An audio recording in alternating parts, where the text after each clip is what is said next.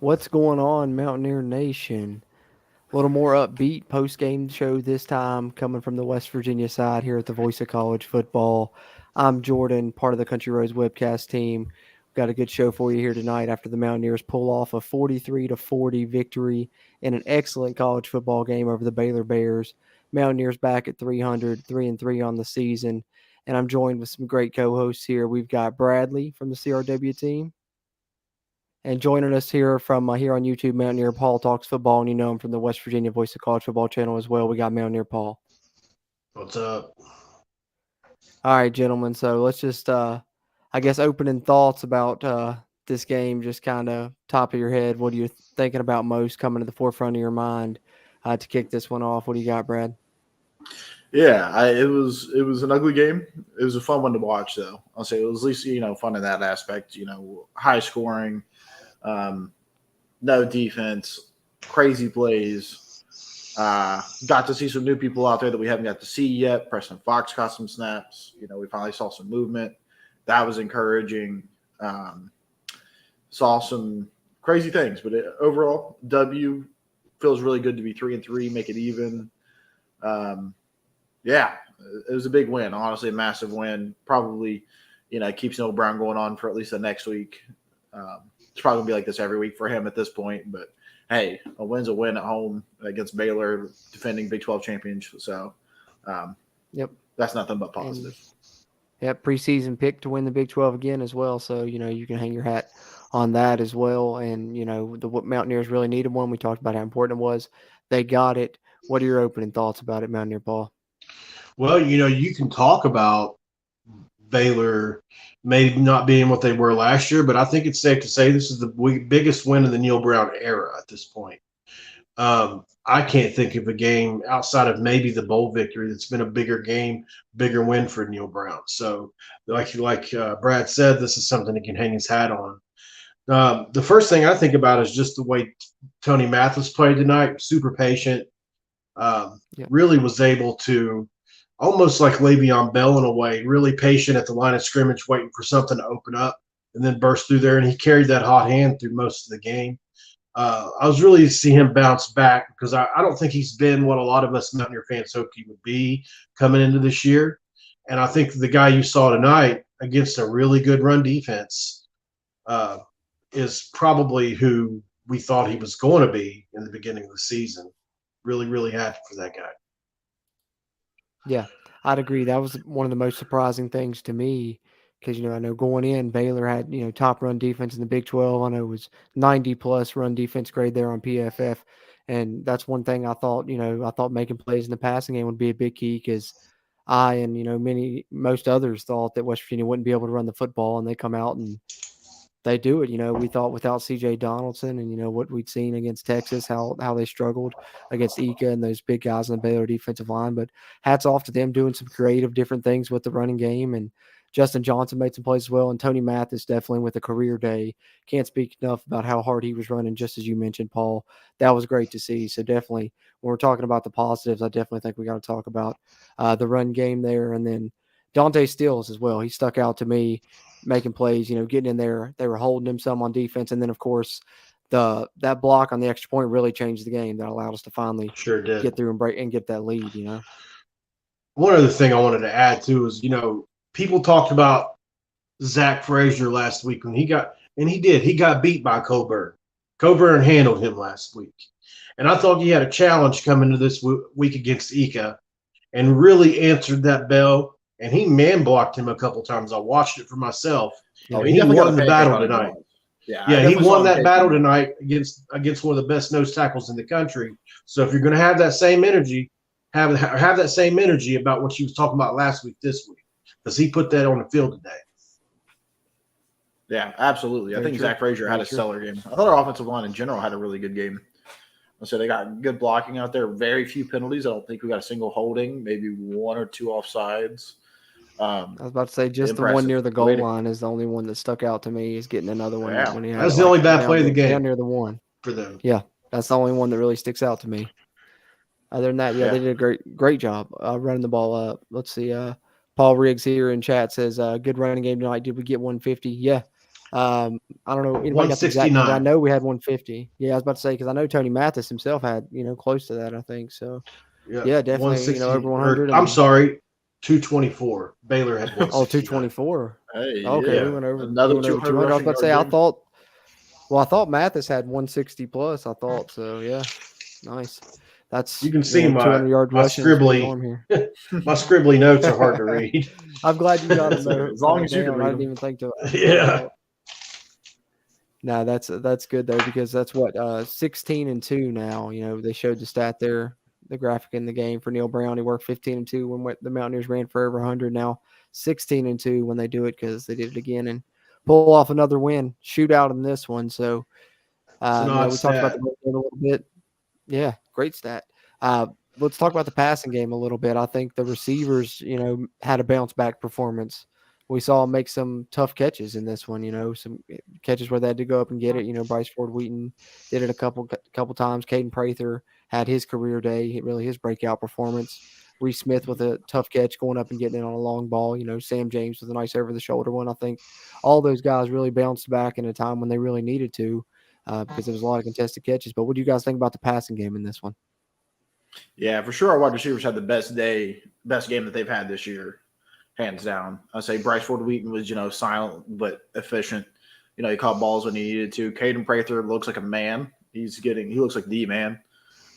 He's getting better every single week, and he topped 100 yards this week, 8 catches, a touchdown. Probably should have had a second touchdown if JT puts the ball out a little bit more in front of him. Super excited to see these wide receivers actually, perform at the level that we expected them to coming into the season. I thought JT did good. Don't think JT did great. Is that Coos? Coos in the dark there? There he is. Yeah, I'm in my car, man. Got Coos in Oh, here. he's cruising Coos right now. Look at him. I was concourse coos earlier. He's concourse coos. That's what I heard. No, I was telling Paul Yeah, there's- before the show that's funny because me and Steven had actually did that exact same thing before the game when we had Will Greer against and played Texas Tech and had to come back. Every time me and Steven went to the concourse, we made plays. So we watched the whole second half from the concourse. It's crazy, man. My wife told me I was stupid. She said, I bet you're going crazy. I said, yeah, I'm watching the game from the concourse. And I told her why, and she said, you're stupid. Hey, Tell him exactly why, Coos. Tell him what happened. Dude, the first time I went, I got up, I go to the bathroom, right? I had to pee, go to the bathroom. I come back, we just scored. I'm like, what happened? The lady beside me, she says, scoop and score, Jasir Cox. I said, oh, okay. And I joked, I said, I need to go back to the bathroom. Well, not long after that, I went out to get it was halftime, I guess. After halftime, I went to get me a cup of hot chocolate. We scored a touchdown while I was getting hot chocolate. Then later in the game, late in the second half, I go out to the concourse, and we recover the fumble. And I'm like, oh, I'm staying out here, man. That's it. I'm not going back. That's beyond a coincidence when it's that many times. I don't blame you. I've done the same thing. So I never went back in again. Hey, Mountaineer Nation should thank you then, since we ended up coming out on top with it, right? Yeah, I guess. But now, Coos, while we got you in here, man, we were just kind of going over, opening thoughts. We talked about the run game a little bit, passing game a little bit. But what do you think? What's at the forefront of your mind that really stood out in this win that was really important for Mountaineer Nation all around? Yeah, the thing that stuck out to me, first off, I badmouthed the defense at halftime, the whole first half. Second half, they stepped up, man. They answered the bell second half. I gotta tip my hat to them. Tony Mathis was an absolute star tonight, man. That guy ran the ball really hard, ran the ball really well, was breaking tackles. And Prather, I heard you guys mention Caden Prather. He had a really good night as well. That would be my 3 biggest, and of course the turnovers, obviously. Yeah. That's the things that stick out to me. Yeah, I think so. That's the thing. The defense, they still didn't, look great. That's the one negative side was the defense. Baylor was still moving the ball, but if you're gonna be the type of defense West Virginia has been like that, at least if they force turnovers like this, they give themselves a better chance because this is the first game that we've really seen them do that. Yep. Yeah, and as much as it sucked to, we looked sloppy back there at the DBs, but if anything, I hate to see McCormick go out. I don't want anybody to get injured ever. Our team or any opposing team, I never want to see anybody get injured. I was excited to see Spells get a whole shot at it. I love the kid, and he got burnt. He didn't play. It's not like he was playing lights out there. But this is a game that we've got on tape now. That these kids can go back and look at and be like, hey, like you just went up against a really good wide receiving core, and like this is what happened, and this is where you improve at. And even though you got beat, this is a way to improve, and that's what I think we've preached for a couple of weeks now. Is it's going to be improvement, and this is what's going to take. Agreed. And really, man, the thing about Jacoby Spells is it just seems like things happen around him. The ball's either coming out, it's just there's activity wherever he is on the field. Stuff happens. And that's because his hands are active. He slaps at the ball. He's not afraid to take chances. He doesn't play scared. He's a freshman. He really doesn't have a lot to lose. He's playing with house money. So I think that's a lot of it. He's just playing with kind of sort of a freedom. That's where a guy like McCormick, because he's in his last year, he obviously jumped up probably hoping to get some NFL eyes on him. And that can cause you to play a little bit stiff. And I think probably there's some of that with McCormick because, you've seen him early on in the game. He gets beat inside on a post, but you saw the recovery speed. He definitely caught up, makes that tackle against a really fast guy. So I saw the speed on the field for him. It's upstairs for him, I think. That's really the problem and the issue because how does Gavin Holmes go from having 9 receptions on the season to having a game where he catches 7 balls for 210 yards, so. Yeah, absolutely. Yeah, I'd agree. That's the one thing. I mean, you gave up more yardage to him this season. I mean, in this game than he had, to this season coming in, and so double almost.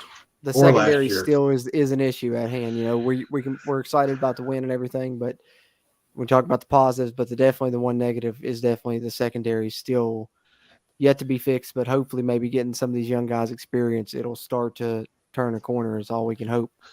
Yeah, but I would say that one bright spot back there that I've kind of seen all season is it really looks like Aubrey Burks is an eraser. And it's kind of hard to feel that way because he's had to do that. But you want to talk a person like he has absolutely showed up, especially this game specifically. It just seemed that, when everybody else was missing, Aubrey Burks was hitting. And that's encouraging. That's true. And I think he's done that all year, but I think that it's just been, it's sad that he's had to be that person that's, cleaned up all the mistakes, but it's glad to have somebody back there that seems competent. Agreed. Well, I'll say this. Kuz mentioned the tale of two halves. So Blake Shapen throws for 332 yards in the first half, right? And they finished with 421 total passing yards. So if you want to look at it like that, the second half, which is this second week in a row, we've looked a lot better in the second half. If you break it down the halves, obviously we didn't give up any passing yards in the second half, which is one way to put a positive spin on it. True. That's very true. Very true. Let's see. Which shows the staff's making adjustments. Yeah. Right. Yeah. Which is something we have not seen so point, far. So that's I think we've all been begging for that. It's just begging to see something different. Begging to see changes and trying things. How we saw Garrett Green at slot, and I could have cried at that. Yeah, even for a play. Me too. Everybody been clamoring for that. I said something sneaky out of it, like a double pass or something. Yeah, it's looking like they're trying to set something up on tape. You saw he faked the little wide receiver screen they always run out to the left or the right. He gave that pump, then he ran with the ball. And I was texting in that group chat that we have. I said, maybe he's setting something up for later with that. But they never came back to it. Obviously, you get the call in the game. You don't always think about that stuff. But it's interesting. I typed out David Sills the 6th, maybe. Quarterback changes position to a wide receiver. You never know. Hey, it happens more in the game nowadays. I think we got a couple quarterbacks who are playing wide receiver in the Big 12 right now. Yeah. It does. William Crest has done it for us, even though he wasn't that good. But boy, he was a miss. I just like to see Green get on the field more. So I'm all for it if they want to keep experimenting with him. All move him all around the field. Why not? If it's another weapon you need, especially where you got Donaldson out in this game. I'm glad that they did that and did some different creative things with it. I was surprised and impressed to see it. Really. Let's see here in chat. Paul Riggs says 9-3 boys. Mark it down. He's sticking to that one. We saw him make that prediction. I You told you I'd amazing. buy still you holding season true right tickets, now, Paul. Paul. I told you Yeah. I'd buy you season tickets. Yeah. Anybody know why But, JT that'd went be to the locker room? Yeah, I was about to say, I think it was his left. It looked like it was something about his left hand, I think, because I know they said it was bleeding at one point, and then the next drive he had that glove on it. The So I don't glove. know if it got hit or what, Thank you. but I think it was his non-throwing hand. I'm pretty sure. But speaking of Paul Riggs' comment, that makes me think, fellas, um, you know, the vibe of Mountaineer Nation was really down heading in this game. I think not a lot of people expected us to pull this one off, and after pulling off what I guess you could then call a surprising win. Does this change your opinion on the outlook of the rest of the season for West Virginia? And is it maybe not as down as we had previously thought heading into this one?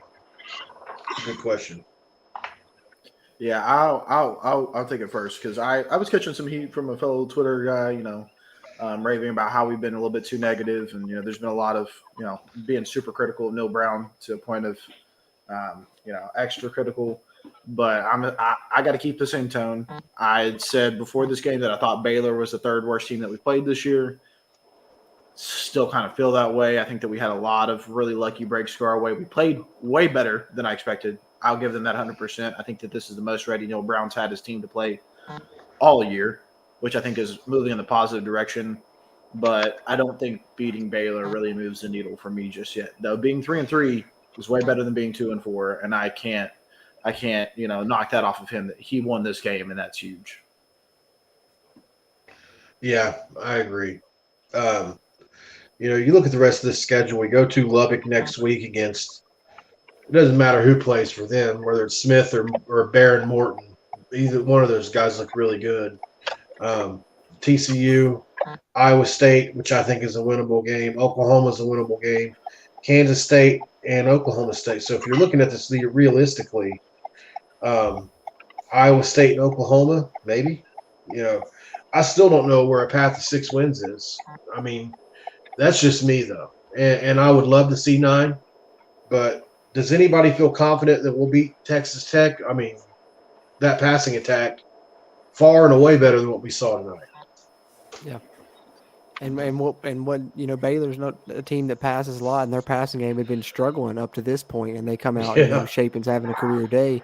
And with what I've seen from Texas Tech, I'm a little bit scared of that. They're ripping off 60 plays in a half, 100+ plays a game. They're really, really explosive. Yeah, I don't know.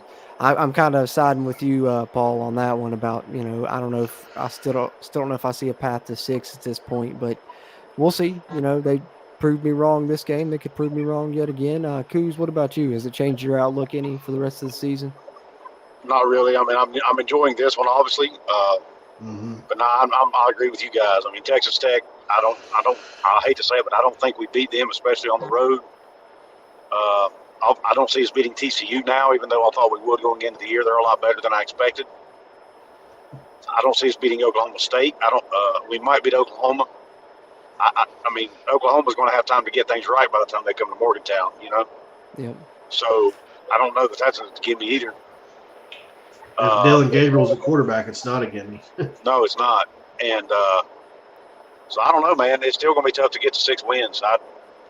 But because I agree with Brad, I think Baylor's a middle of the road team this year in the Big 12. To be honest, it's kind of seeming that way now.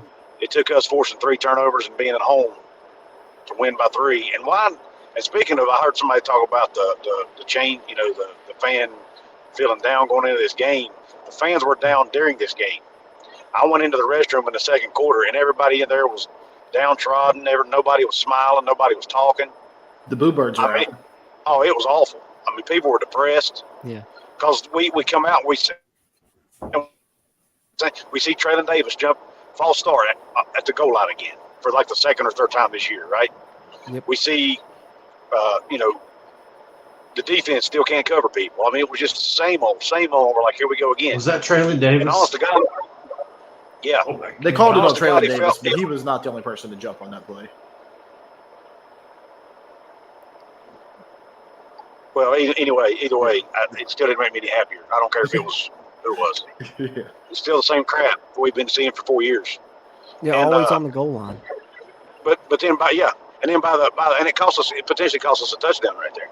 And then so everybody was down. Everybody was talking. You could hear people talking to each other at halftime about how they hated, they wanted new coaches. And I mean, heck, I was even vouching for Jeff Castile to be our new defensive coordinator by the end of the end of the first half. I mean, I was irate, man. I was so mad. And and it's funny. At the end of the game, everybody's jumping up and cheering. It was a complete change of mood. It was just really, really cool to see. The life of a winning will fan, definitely man. winning will definitely cure a lot of sins. Yeah, I was going to say, it just Doesn't shows how matter much how during the game, as long winning as you makes a won. difference.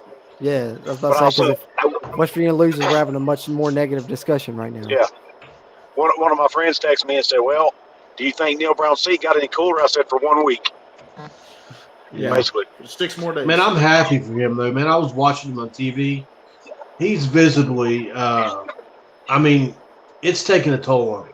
Anybody else see that? Yeah, I feel Casey so Lake kicked bad the for field him. goal, he had tears in his eyes. You could see Yeah, tears in I his feel eyes. so bad for him because I really like Neil Brown.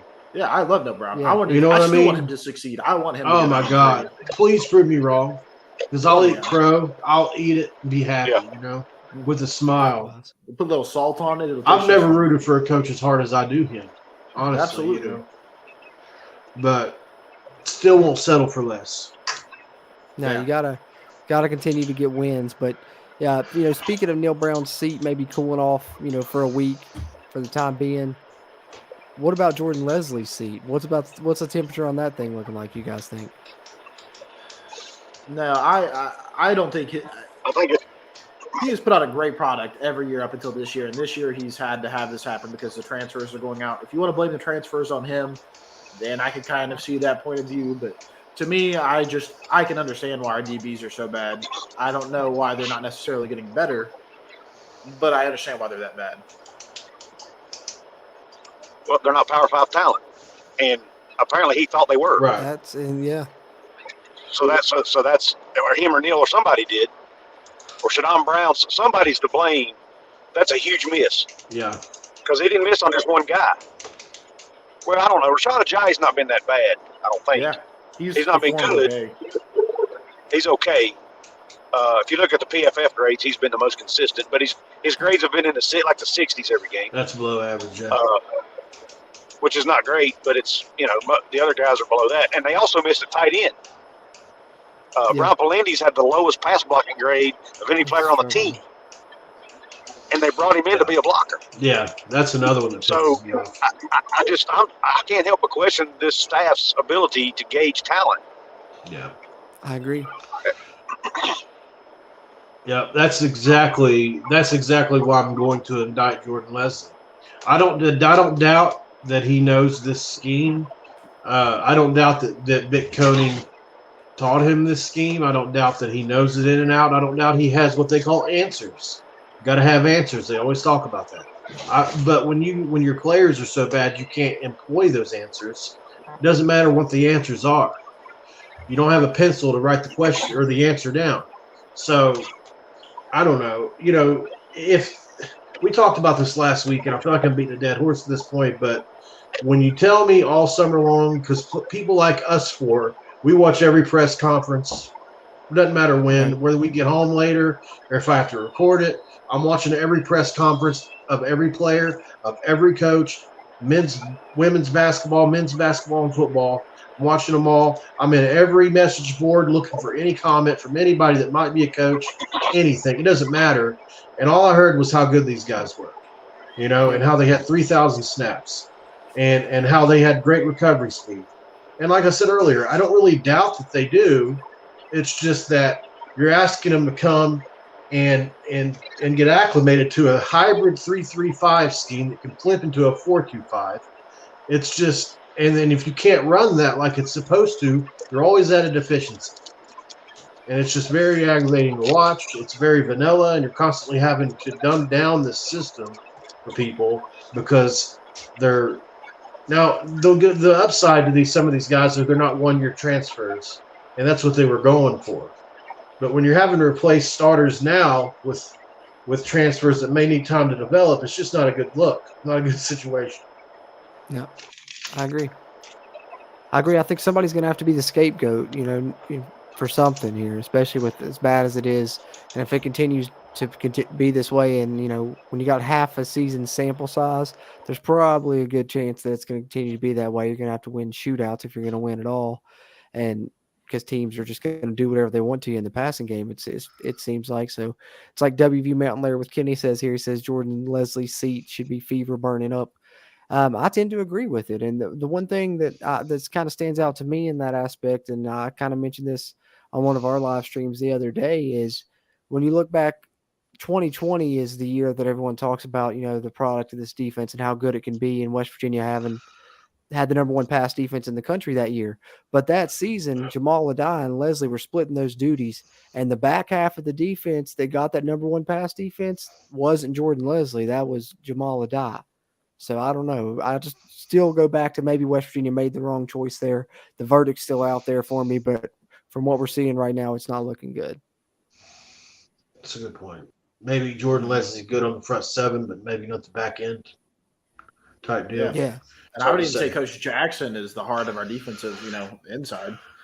Guys love Coach Jackson. He's a great recruiter. Yeah. I mean, he's really highly valued, so you can't even necessarily give it to Jordan Leslie. And I don't think it's a bad, like trying to talk bad about Shadon Brown or anything. I just think that the way that it worked in 2020, they thought, okay, we can get another secondary coach and plug him in and do the same thing. And I think maybe Jamal Adai was more important to what they were doing and, the scheme than what they thought.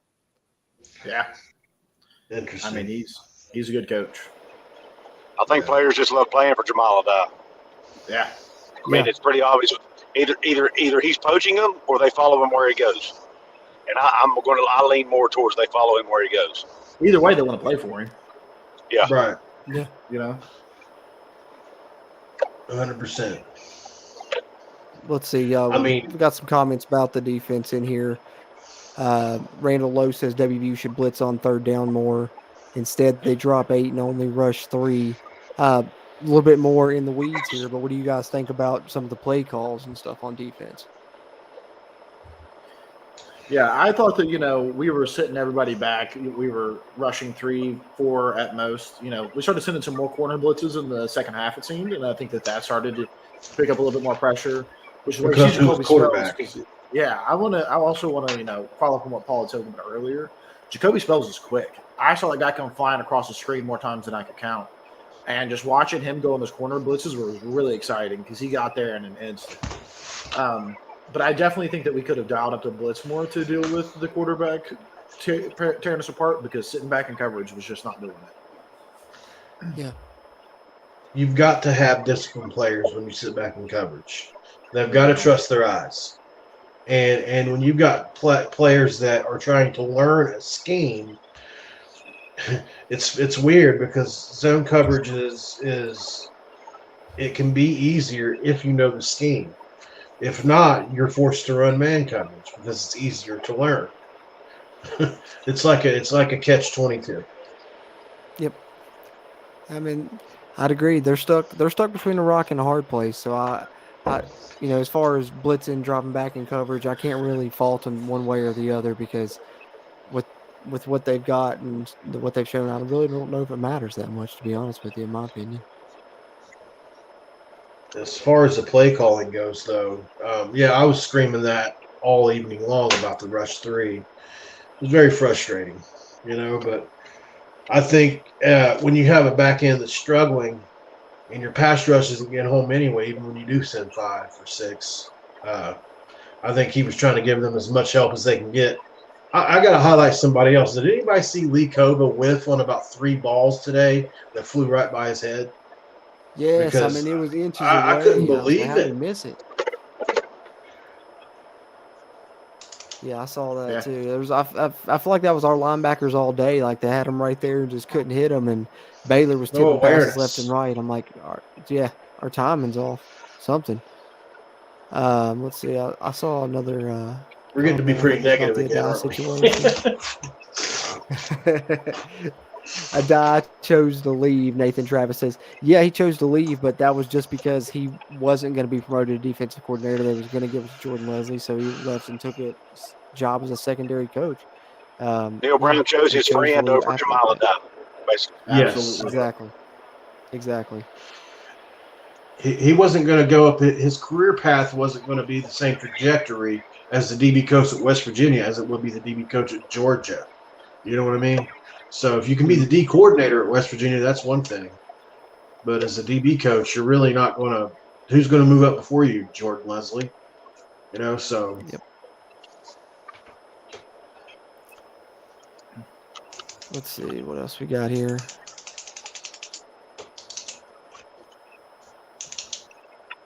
Yeah, Go Jara 54 agrees. Why drop 8 in coverage? We'd be better rushing 11.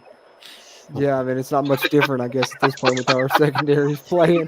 That was good. I That's pretty funny. couldn't not pull that one up. Yeah, I had to. That was a good one. That was a good It's one. like Madden. Well, On Madden. I used to do Yeah, that on all out Madden. yeah, blitz. literally. That all-out blitz. Yeah, it never Engage worked. 8. Yeah, usually get tore up Engage with it, 8. for sure. Yep. But, offense, defense we talked a little bit about, but I think what really made the difference in this one was, the special teams plays West Virginia made, specifically the blocked field goal by Dante Stills, which was crazy to me because when he blocked that, I immediately thought about, when we played Baylor in 2019, Darius Stills block a field goal and we run it back for a touchdown, I'm pretty sure. So if That so, feels they both familiar. blocked a field goal that was ran back against Baylor, both the Stills brothers. Yeah, I think so. I feel like it was him. Yeah, and also while you brought him up, Dante Stills tying the all-time tackles for loss record in Mountaineer tonight. Damn near beat it. He almost got it too because he almost got a sack on that last drive. Baylor trying to march down the field. He almost got another one. So, And he played congrats to 4 Dante quarters Stills. tonight. He sure did. He looked good tonight. And Proud one of of these him. days, the refs are going to call holding on him because, he was getting slung around by his jersey all night, and it was ridiculous. Man. Oh, yeah. Somebody else we haven't mentioned is Jasir Cox. He played an excellent game tonight. Forced a fumble. Yes. Recovered one and scored. Scoop and score. Yeah, he was the big play. Well, Coos touched on him there for a second, but he is what they advertised him to be finally, which is a hybrid guy that can play the nickel, and he's really tough to block, get off blocks quickly. He did that tonight. It's glad to see it. Yeah, and don't keep calling guys out. Sean Martin has still looked great. Got to give props to the Bluefield guy. Yeah. I hope he's not hurt too seriously. It looked like it was a bit of a roll up on his knee. Hopefully, I he's was all about right. to say, did he come back in after that or not? I don't know. I don't think so. I don't think I had saw him again.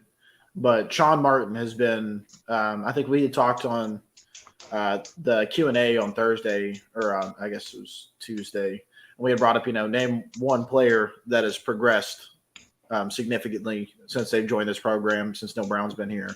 And I think that Sean Martin's one you could point to. Yeah, that's true. I didn't think about that, but you're definitely right there. They put him through that, 2-year development process, and it was a while before we seen him, but he's really looked good, and he's kind of taken that defensive end spot from Taj Alston. Right. And so a luxury to have Taj. But if Sean is out, and let's hope he's not, because he's obviously our second most consistent defensive lineman at this point. If he is out, who steps in his place? Is it Hammond Russell? I got it. Asani Redwood. Asani Redwood. Yeah, I hope so. Well, I'd love to see Neil him. Brown talked about him. Said he was supposed to play tonight. Guy got I didn't really see him. 19 sacks in one season. He's a monster. Yeah, Well, he's an animal.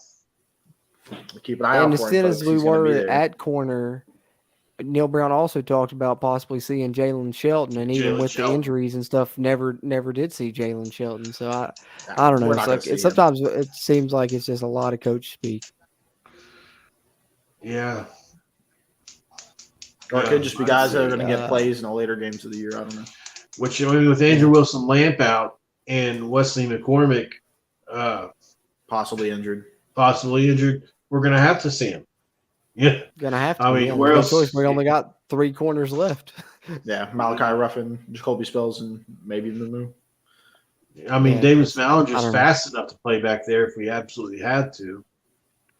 Or move Floyd back, from safety down the corner Gosh, if you that would got be a to. I bad guess if it situation. comes down to it. I know, because then who you going to plug in?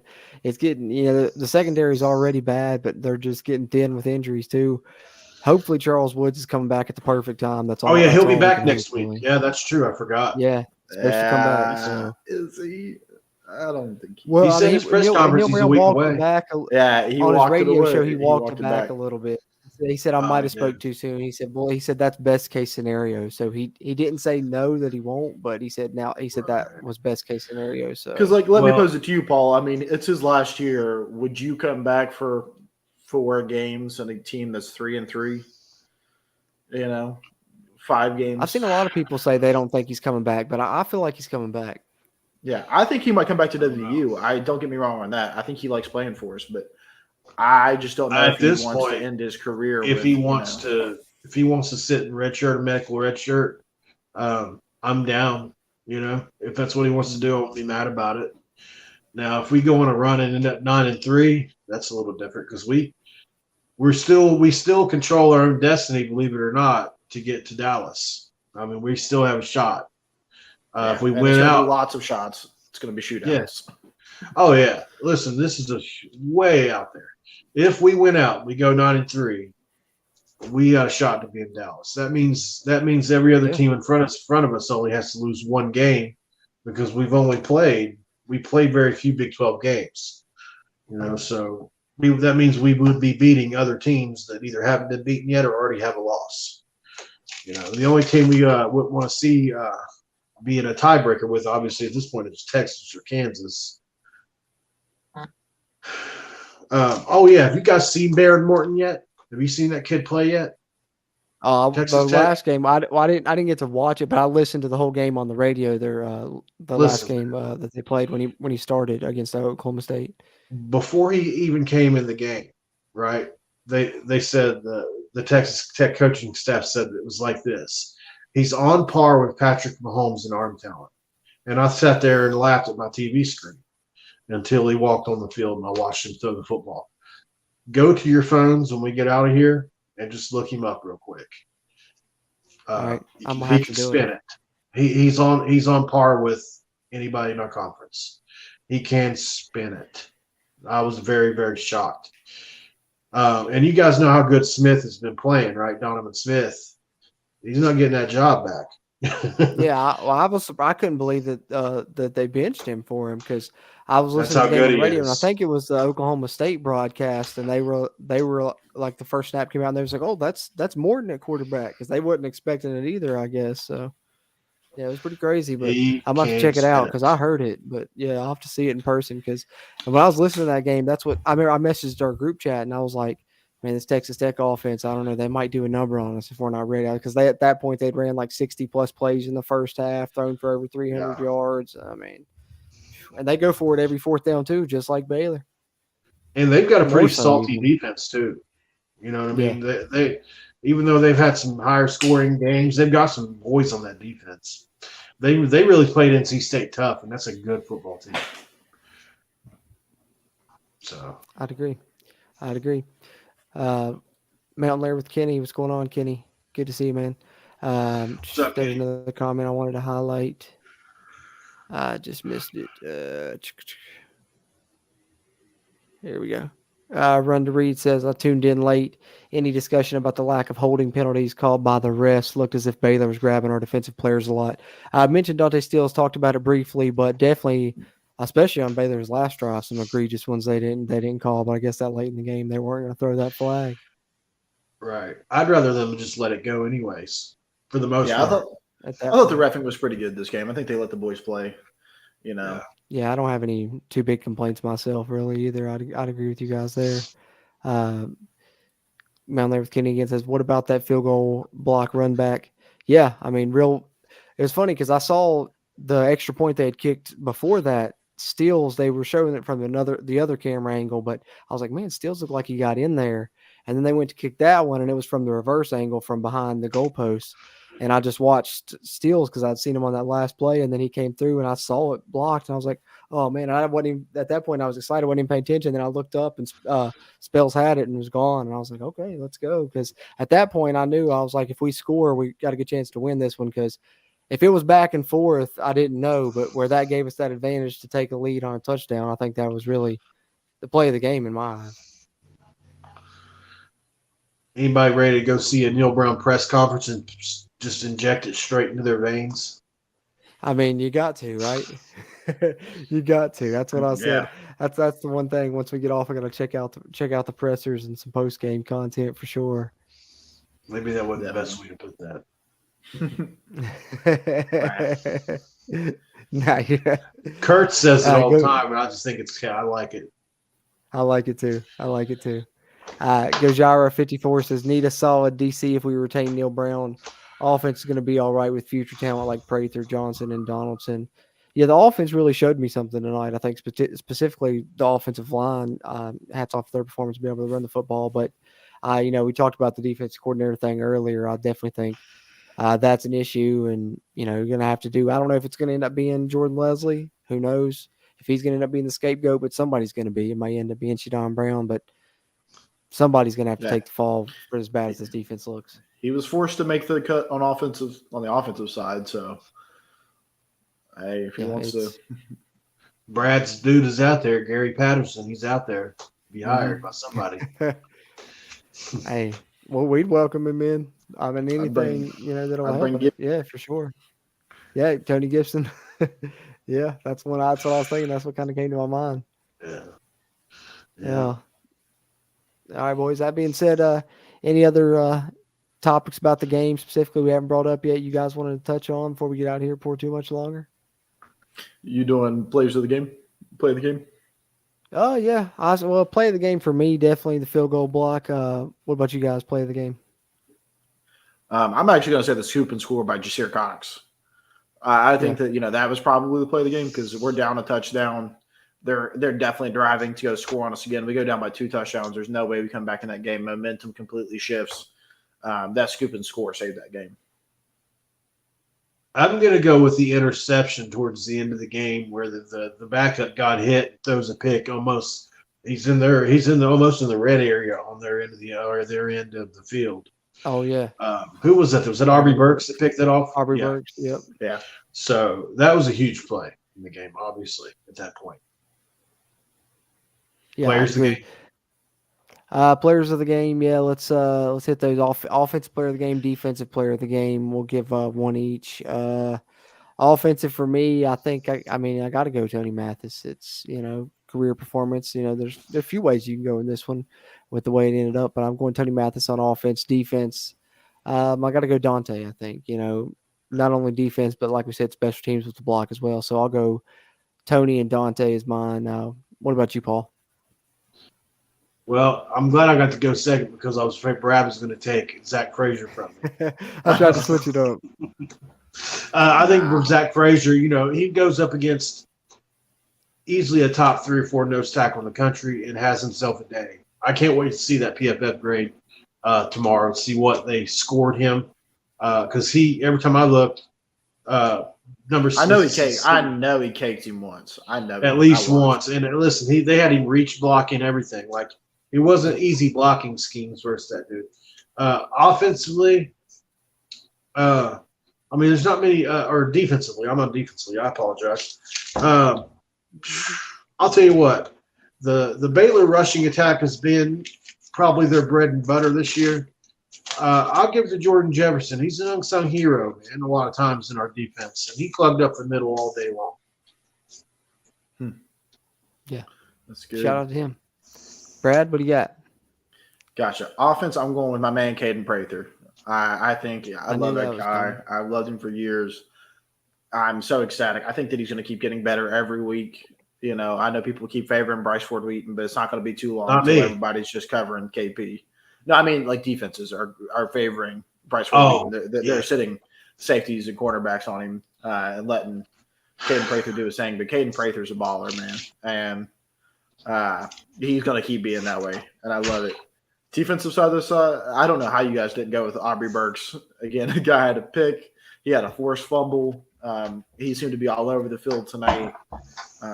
Aubrey Burks played a hell of a game. Hats off to that young man. I try not to go with too obvious. I was about to say try and switch it up, yeah. Because everybody's going to try and pick the top ones, right? But the fact that we all have different ones just shows that it was a pretty good performance all around. That's really a team win. You could give it to JT also. JT played a hell of a game, even though that was one of the worst picks I've ever seen somebody throw.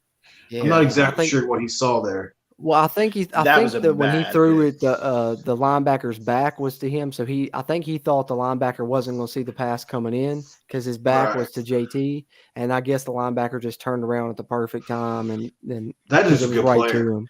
I'd even say Jordan. That's the same guy they had playing both sides of the field, I think, wasn't it? Yeah. He's good. Yeah, because they had him lined up at fullback and he plays linebacker. They said he was. He plays fullback as well. Yeah. Hey, we held one of the best tight ends in the conference to 2 catches for 8 yards. That was good. Yeah, especially because they didn't have to throw to him; they could throw it to anybody else. Holmes was cooking though, man. I mean, overall play of the game is got to be Holmes, right? Even though it's a Baylor player, I mean. He's the player. If they were going to give a player of the game award out, sometimes you give it to the losing team player. That kid right there earned it tonight. 200 yards receiving. Whew, good game. True. Credit him for that. He looked great. That's for sure, 100%. That being said, appreciate everybody that's tuning in here. We're on the Voice of College Football channel, the West Virginia Voice of College Football channel, and, of course, on the Country Roads webcast channel as well with the West Virginia postgame show here at the Voice of College Football. While you're in here, do us a favor, scroll down, hit that thumbs up, give us that like. That'll help this video's performance and help future videos' performance as we continue to try and grow the West Virginia channel here at the Voice of College Football. And if you haven't already, hit that subscribe button. Helps us, helps you, helps get more of this Mountaineer football content out to Mountaineer Nation as we are here after the Mountaineers get to even on the season, rather, back to 500, 3-3 with the 43-40 win over Baylor in a shootout on Thursday night. Good to see the Mountaineers back in the win column. Baylor remains winless in Morgantown, so important win for the program, important win for the coaching staff. That being said, gentlemen, any final thoughts in regards to this win? W's a W. What's Tony always say? It's a great night to be a Mountaineer wherever you may be. Absolutely. Absolutely. Well said. Can't say it any better than that. That being said, Mountaineer Paul, before we got here, I want to give you a chance. I know you got your YouTube channel up and going now. I've been checking out great content. I want to give you a chance to plug that here for a minute for the people in here that maybe have not checked that out yet. He does great West Virginia content, college football content. So just tell them a little bit about where they can find you, what you got coming up, anything like that. I really appreciate that, man. So just did a video today I'm really, really proud of. The concussion doctor that just did a Tua Tagovailoa, however you say that last name, Tagovailoa video. Yeah, that's how I say it. It's kind of blown up, so I reached out to him. I was able to get an interview. We talked about C.J. Donaldson's concussion, about CTE, about stigmas in the sport of football, and how the rub some dirt on it mentality causes these kids not to talk about concussion symptoms, and a lot of times injures them longer in the long run. Really good interview, really knowledgeable guy. I'd encourage you to go watch it. Mountaineer Paul Talks Football. That's the name of the YouTube channel. I've got some really cool guests that I've reached out to. John Kurtz will be on here pretty soon. Phil Steele and I have been talking back and forth for about a month now. He's a really hard guy to schedule out. His schedule goes deep like 6 months.